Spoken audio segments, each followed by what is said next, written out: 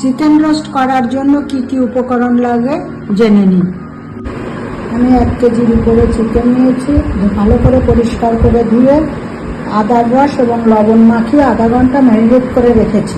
লাগবে চিনি, পেঁয়াজ বাটা, রসুন বাটা, কাজু পোস্ত বাটা, লবণ, আদা বাটা, শুকনো লঙ্কা গুঁড়ো, টক দই, কাঁচা লঙ্কা বাটা আর বেরেস্তা।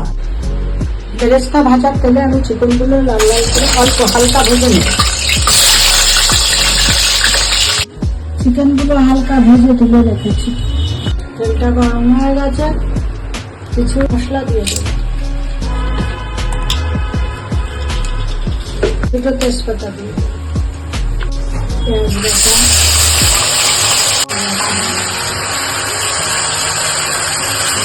রসুন বাটা, পেঁয়াজ বাটা, আদা বাটা, রসুন বাটা,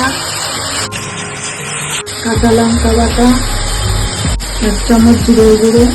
কষানোর জন্য সামান্য জল দেবো। মশলাটা ভালো করে কষানো হয়ে গেছে, এবার চিকেনগুলো ঢেলে দেবো। টমেটো সস দেবো, টক দই দেবো, এবার কাঠবাদাম বাটা দেবো, কিছুটা বেরেস্তা দিয়ে দেবো।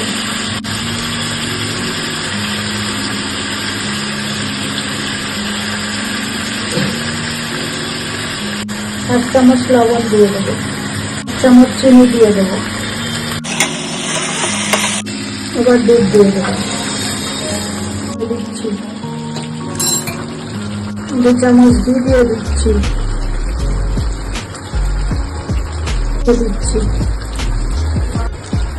রেডি হয়ে গেছে আমার চিকেন রোস্ট।